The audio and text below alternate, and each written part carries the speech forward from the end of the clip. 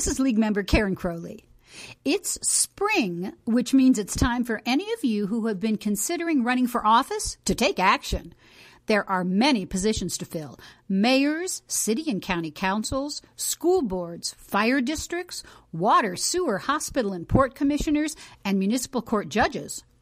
The candidate guide for 2021 lists 176 elected positions to be filled in Snohomish County, including 5 new district positions in the City of Everett.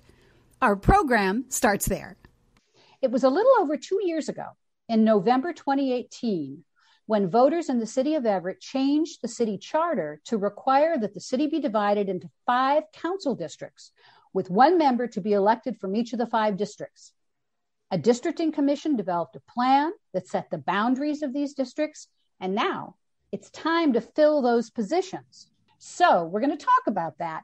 We are joined by Lois Wentink, who is the chair of the Everett Districts Now Ad Hoc Committee, whose mission is to support fair and equitable representation for City Council, and by Snohomish County Council member Megan Dunn, who chaired the successful campaign to District Everett. So Megan, let's start with you. Can you tell us a little bit about the history of this districting effort? What was the reason behind working towards the change? Thank you, Karen. So we wanted to create districts because we wanted to see fair and equitable representation. So we wanted a city council that represented our community and reflected our community. And historically in Everett, there was a concentration of council members living in the northern part of the city or living north of 41st Street. So at the time, there were, I believe it was 5 out of 7 council members living north of 41st Street. So really the effort began as a way to amend the charter. And there's a number of ways to do that. You can have the Charter Review Committee, which meets every 10 years, make a recommendation and put that on the ballot. Everything has to be approved by voters, but the Charter Review Committee can suggest changes. The City Council can put changes to the ballot as well, or you can have a citizen petition in order to get it on the ballot to allow voters. So every pathway requires approval by the voters. So first in 2016, I was on the Charter Review Commission and we had a number of supporters on there. We gave a presentation to that commission and asked for the commission to consider having it on the ballot to let the voters vote and decide to create districts. And it was considered back in 2006 as well. So that Charter Review Commission had considered the idea as well. So we did not get enough votes for the commission to recommend it to be put on the ballot. But that really started the interest from the League of Women Voters, because one of my dear friends, MJ, attended all the meetings and heard me speaking about it and heard my presentation. And I had presented a paper that explained the background and the need for districts in Everett and the need for representation. And after that series of meetings, the president from the league at the time called me up and said, "We would like to work on this. We think that this would be important for Everett." So from there, we really just created a broad coalition of interested parties and stakeholders. I reached out to the NAACP. We had regular presentations from the league. They took a long review and did a lot of background information on districts. And then we just started gathering stakeholders from across the city to really look at the idea, look at the issue, think about the number of districts that would be a good fit for Everett, and then move forward from there. It's one of those, sounds like a 1-year process that has been in development for decades, basically, which is how these things always go. Lois, you were a member of the league. Do you want to talk a little bit about your involvement and your piece in all of this? Yes, we in the central unit, which is the central part of Everett, the league unit, we're big on representative government. And I had attended, I think, just one of the meetings that Megan was talking about, the Charter Review Committee, and it came up, that first meeting. So what we did in the league was latch onto a state league position. The position we latched onto was a state position in favor of representative government. We didn't adopt it as a local program. We got permission to use the state's position to support districting at the local level. So we formed a committee. There were four of us, MJ Kramer and Barbara Eklund and Brenda Bolanos-Ivory and myself. And one of the first things we did was some homework, of course, but then we made appointments to speak with the sitting city council members.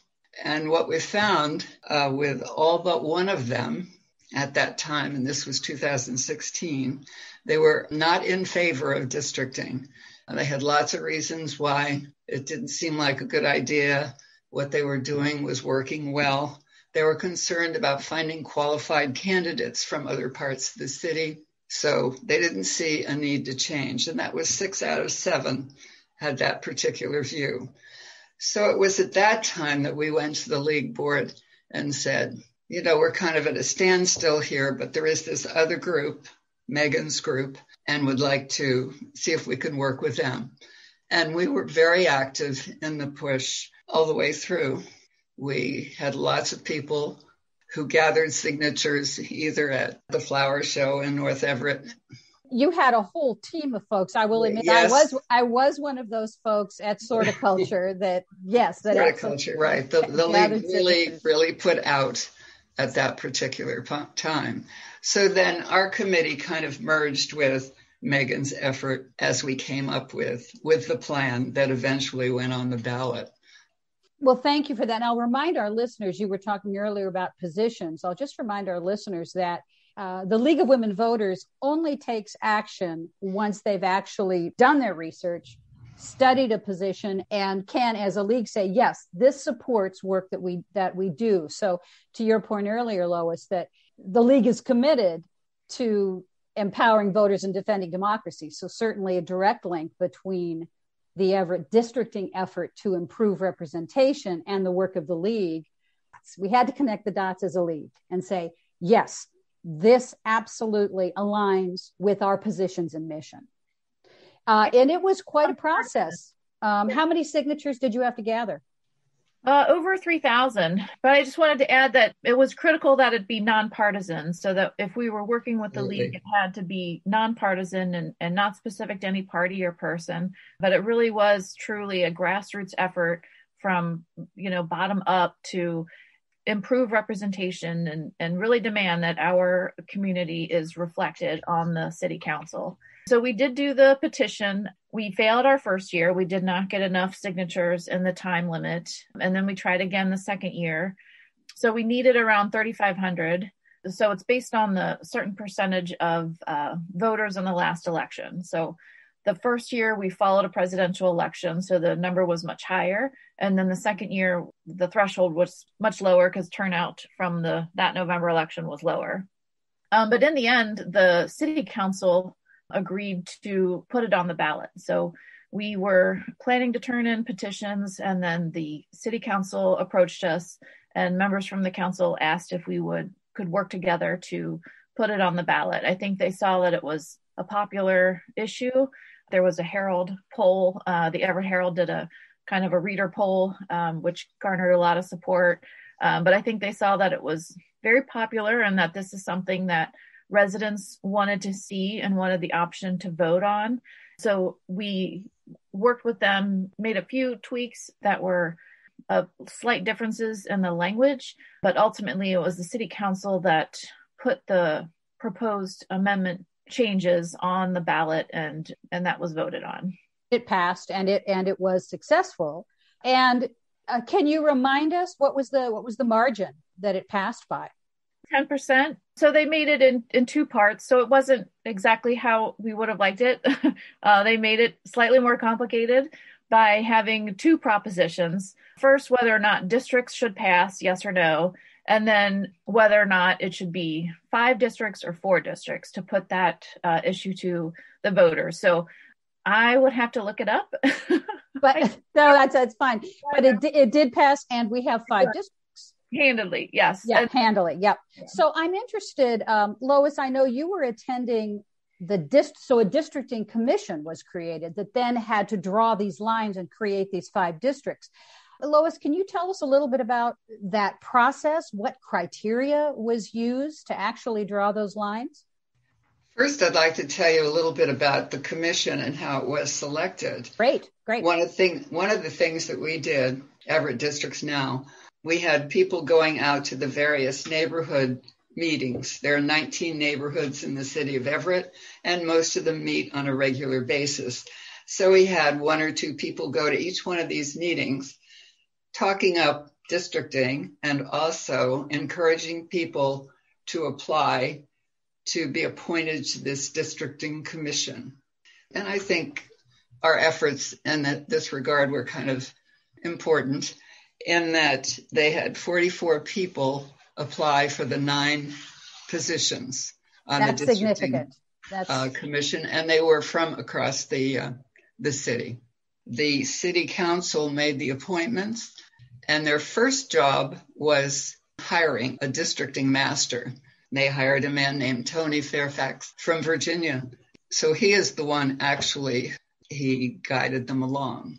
But one of the distressing things, they decided that they would not take any public comment at the beginning or during any of their meetings. Finally, I guess they realized they had to. It was like mid-July before they decided that individuals could comment through email. And then the process required that there be public meetings. They were virtual and not well attended. Had they published a specific set of criteria that they were using? And I'm thinking of the current State Redistricting Commission, which has a series of criteria that the districts have to be contiguous and convenient. Absolutely. And, all of those, that same set of criteria. The very same set, yes, the same criteria that are in the law for redistricting. At the state level. Yes. Thank you. Yeah. Yes. Yeah. And they had to be based on population. They had to be compact. They had to be contiguous. And just not favor a particular party or person. Yes. The process of actually coming up with a plan, it was a process of getting information from the districting master who had all the data, all of the computer programs that applied. And he guided them along. There was no public input. So now we have, I assume they unveiled the maps and took some public comment then on the draft. That is correct. Yeah. So we now have 5 districts. From your perspective, both Lois and Megan, do you see those lines as drawn as meeting the criteria that you had you'd hoped to see? Well, they met the legal criteria. There were a lot of comments from the Delta neighborhood, which is in North Everett.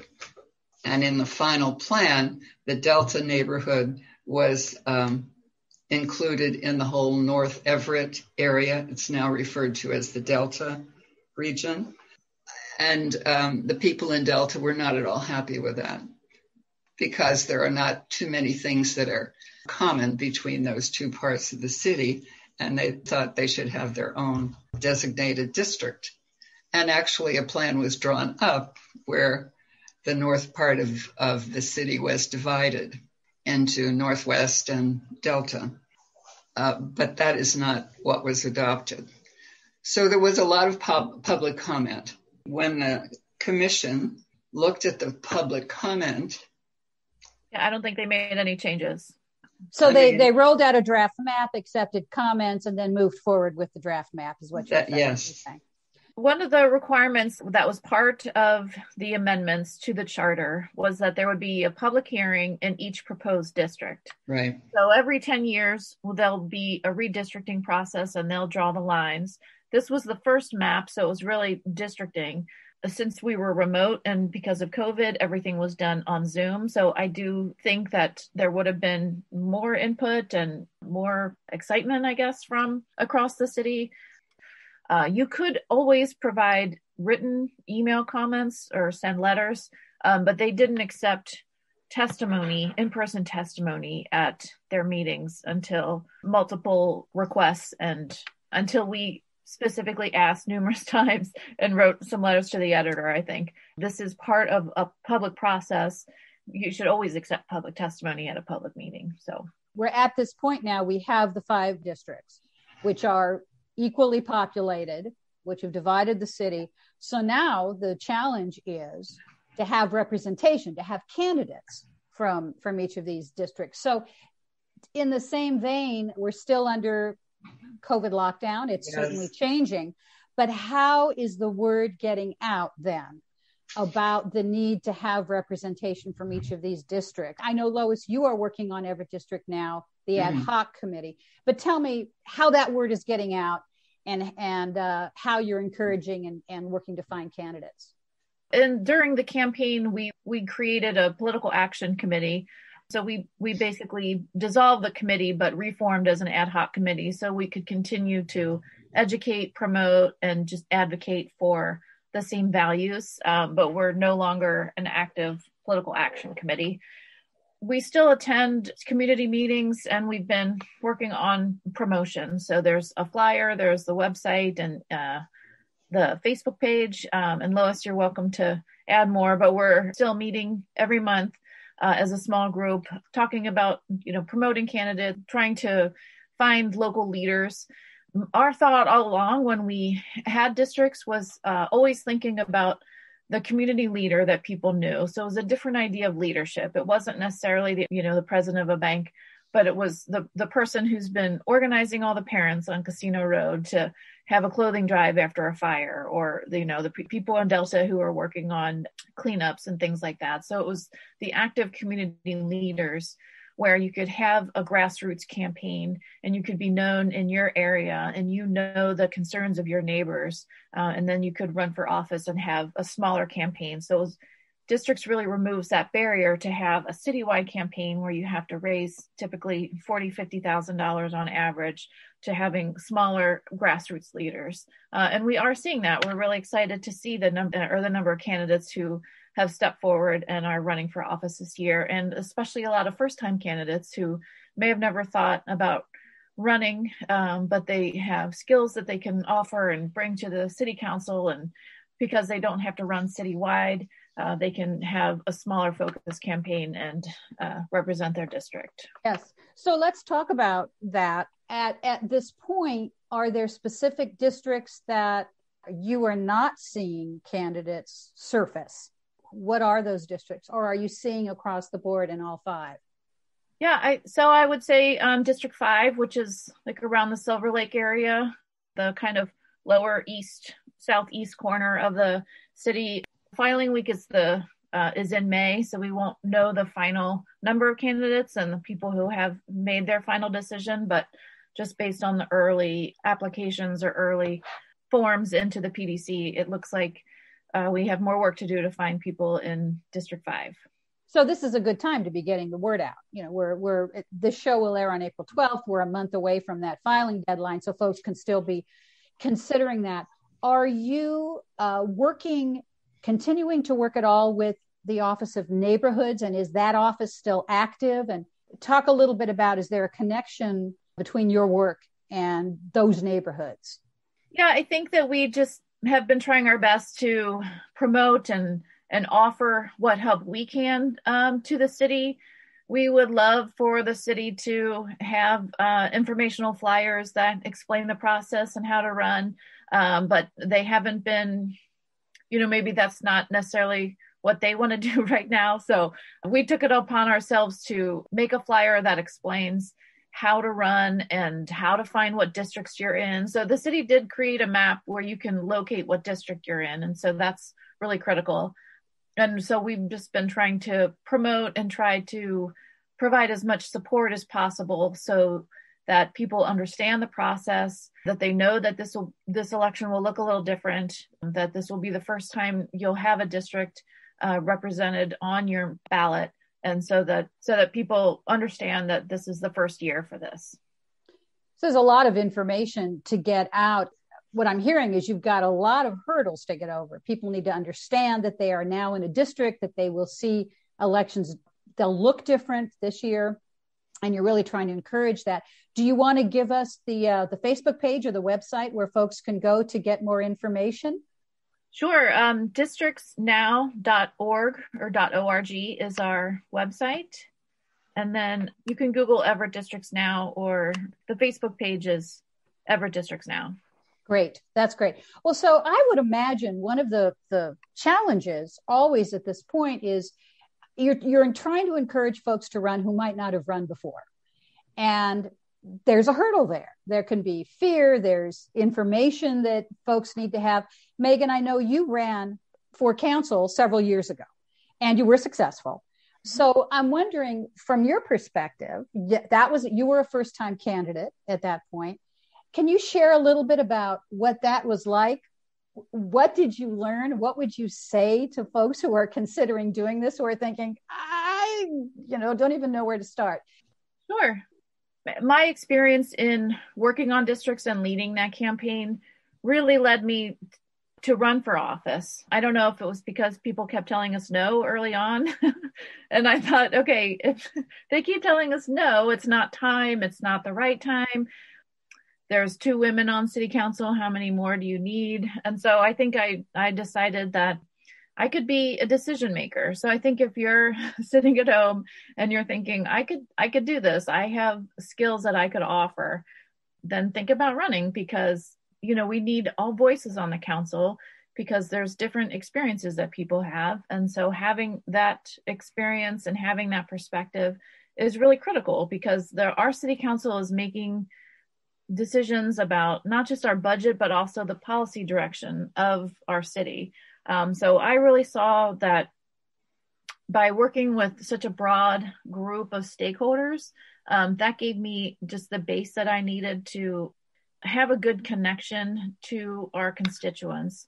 I think one of the most important things is being able to listen to people and to have those one-on-one conversations. So, I had been standing out in the sun, giving petitions and talking to people for so long. A lot of people knew me. So I think that's what helped me get elected, because they knew me from districts. Oh, Megan, your screen just froze. Lois, as you think about this, I know part of this, of your challenge, is equitable representation. So do you want to talk a little bit about what are the groups, what are those demographics that you hope to see on the council that are not currently represented? Just the fact that there will be council members from every part of the city is a big part of it. I mean, when we're used to having them pretty much all from one area. I think people on the commission, many of them were much more familiar with the entire city than I am. So they got into the demographic thing. But I do think that they considered everything that they were supposed to consider. And that was mainly because they had such a good districting master who guided them. I mean, he had all of the demographic information. I'm hearing that there's some real work to be done here to help folks understand that you must have a representative from each district. Yes. I mean, this is a requirement, that you really want to field candidates from each district. And I love the concept of saying you're talking about community grassroots leaders, yes, who are already engaged and involved at that level. And the encouragement to say, so you can step up and please do. Do you have a sense of what the cost might be for someone who is considering running at a district level to mount a campaign? Actually, I do not, but Megan probably would. But she said it in the past would have been $40,000 or $50,000. So I think that would knock it way down, because each district will be just over 20,000 citizens. And of course, yes, they're not all voters. Yes, so correct. Definitely cut the cost. And of course, it cuts way down the number of people you have to persuade to vote for you. Yes, and the number of materials you need to get the word out, and the number of blocks you have to walk to absolutely to ring doorbells and right. I don't know whether doorbell ringing is going to be in this season or not, but don't know, and we'll see. Now, you may or may not have a runoff, a need for a primary in District 8. There will be a runoff in at least a couple of districts. So you already have some districts that have at least 3. Yes. My district, I think, has 4 people running. Yes. Okay. And which district is yours, Lois? That's District 3. Okay. Here comes. And there are 3 people running in the North District. That's District 1. So we know that there will be a primary, and we know that there will be runoffs. And the hope, again, is that we'll have additional folks that are rising up in 4 and 5, 2, 4, and 5, it sounds like. Right. Where we've got, and it's the South area where we're really looking for folks who are willing to step up and That's who are true. engaged and involved in their communities. Megan is going to join us, and I'm going to ask her probably one last question. I would like to just get one, I think, last comment about encouraging folks to run. Well, that was one point that we made when we talked to the sitting city council members who were so concerned about finding qualified candidates.